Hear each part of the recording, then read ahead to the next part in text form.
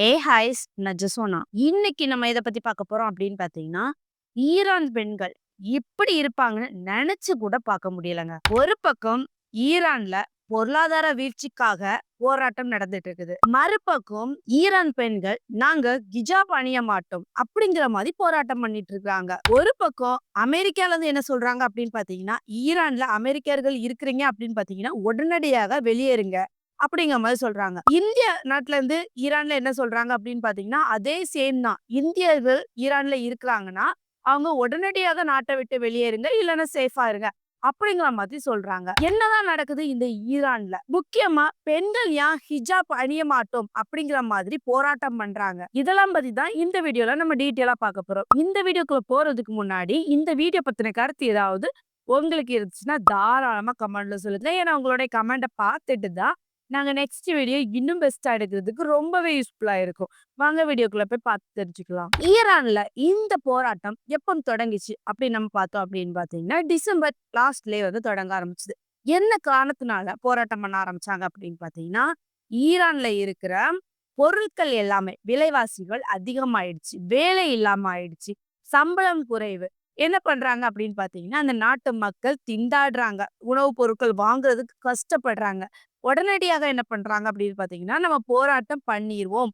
அப்படிங்கிற மாதிரி போராட்டத்த தொடங்குறாங்க. போராட்டம் தொடங்க தொடங்க அது என்ன ஆச்சு அப்படின்னு பார்த்தீங்கன்னா, பெரிய போராட்டமா ஆரம்பிக்குது. அதாவது ஸ்டார்ட்டிங்ல ஒரு சில கடைகள்ல இருந்து தான் போராட்டம் பண்ணாங்க. அப்புறம் பெண்கள், ஆண்கள் அப்படி குழந்தைங்க அப்படிங்கிற மாதிரி போராட்டங்கள் பெருசா வெடிக்க ஆரம்பிச்சிருச்சு. இப்போ ஈரான்ல போராட்டம் எத நோக்கி போயிட்டு இருக்குது அப்படி நம்ம பார்த்தோம் அப்படின்னு பார்த்தீங்கன்னா, இப்போ முன்னாடி இருந்ததோட போராட்டம் ரொம்பவே கம்மியா இருக்குது. ஒரு சில இடங்கள்ல போராட்டம் தீவிரமா வெடிச்சிட்டு இருக்குது. பட் ஒரு சில இடங்கள்ல போராட்டமே இல்ல அப்படிங்கிற மாரி இருக்குது. என்ன காரணத்தினால போராட்டம் கம்மியா இருக்குது அப்படின்னு நம்ம பார்த்தோம் அப்படின்னு பார்த்தீங்கன்னா, ஃபர்ஸ்ட் ஒன் இந்த போராட்டத்தினால நெறைய பேர் உயிர் இழந்திருக்காங்க. சரியா?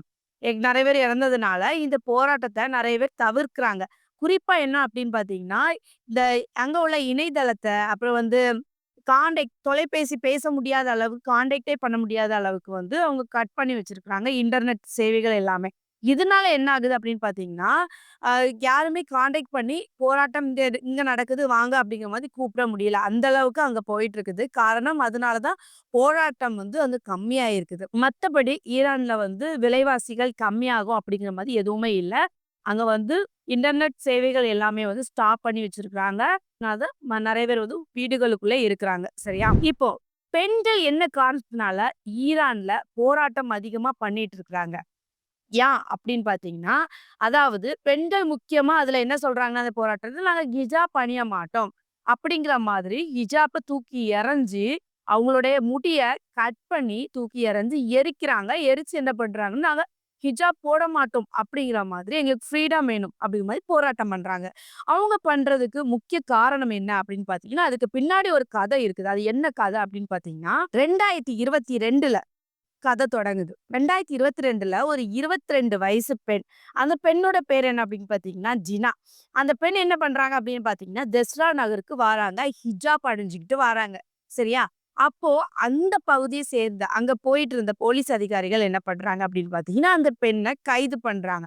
கைது பண்ணது மட்டும் இல்லாம, ஒரு காரணம் சொல்லியிருக்காங்க. "நீ ஹிஜாப் ஒழுங்கா அணியல. அதனால நான் உன்ன கைது பண்ணியிருக்கோம்." இத பார்த்துக்கிட்டு நெறைய பேர் இந்த மாரி இருக்கக்கூடாது. நீ தான் கைது பண்ணதுக்கு நீ தான் உதாரணம். எல்லா பெண்களும் ஒழுங்கா ஹிஜாப் அணிவாங்க. அப்படிங்கிற மாரி போலீஸ் அதிகாரிகள் கைது பண்ணாங்க.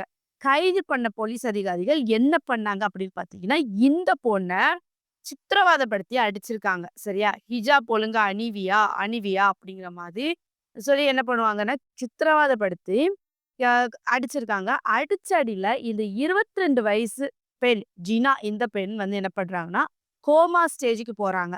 கோமா ஸ்டேஜ்க்கு போன பொண்ணு பொழச்சுருவாங்க அப்படிங்கிற மாரி நெனைக்கும்போது, அந்த பொண்ணு இறக்க ஆரம்பிக்கிறாங்க. இறந்ததுக்கு அப்புறம் தான் இந்த போராட்டம் ஸ்டார்ட்டிங் சரியா? அதாவது பெண்கள் இப்ப போராட்டம் பண்றாங்கல்ல, அது இப்போ இல்ல. அவங்க 2022லயே அந்த பெண்ணுக்காக குரல் கொடுக்குறாங்க. சரியா? அப்ப 2022ல அந்த பெண்ணுக்காக போராட்டம் பண்ணுனாங்களா அப்படின்னு பார்த்தீங்கன்னா, பண்ணுனாங்க. அந்த பெண் இறந்ததுக்கு அ ஒரு ஊரே திரண்டு ஆயிரக்கணக்கானவங்க மேல என்ன பண்ணாங்கன்னா, இறுதி ஊர்வலம் அடக்கத்துக்கு போனாங்க. சரியா? போனது மட்டும் இல்லாம இந்த பெண்ணுக்காக இறந்ததுக்கு அந்த உயிர் இழப்புக்கு வந்து நியாயம் கிடைக்கணும் அப்படி சொல்லிட்டு நிறைய இடங்கள்ல போராட்டம் பண்ணாங்க. அந்த போராட்டத்துல நூற்றுக்கணக்கானவர் உயிரிழந்திருக்காங்க. சரியா?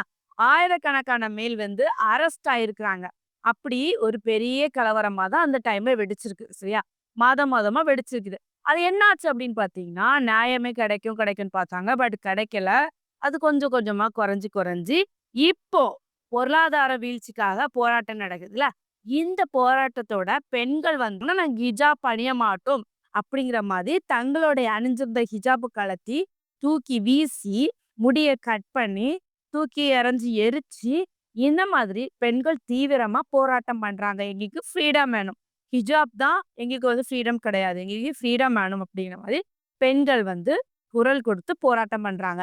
காரணம் இதுதான். இதனால தான் பெண்கள் வந்து நாங்க ஹிஜாப் அணிய மாட்டோம் அப்படிங்கிற மாரி போராட்டம் பண்றதுக்கு முக்கிய காரணமே. இன்னொரு பக்கம் பார்க்கும்போது, அமெரிக்கால வந்து வெளியுறவுத்துறை என்ன சொல்லியிருந்தாங்க அப்படின்னு பார்த்தீங்கன்னா, ஈரான்ல இருக்கிற அமெரிக்க டூரிஸ்ட்காரங்க, இல்லன்னா அமெரிக்கால இருந்து ஈரான்ல வேலை பார்க்குறவங்க யாராவது இருக்கிறீங்க அப்படின்னு பார்த்துச்சுன்னா, உடனடியாக நீங்க என்ன பண்றீங்க, அ ஃப்ளைட் வழியா வர முடிஞ்சுதுன்னா, உடனே அமெரிக்காவுக்கு வந்துருங்க. இல்லன்னா கப்பல் வழியா வர முடிஞ்சுதுன்னா, கப்பல் வழியா வந்துருங்க. தரை வழியா வர முடிஞ்சுதுன்னா, தரை வழியா வந்துருங்க.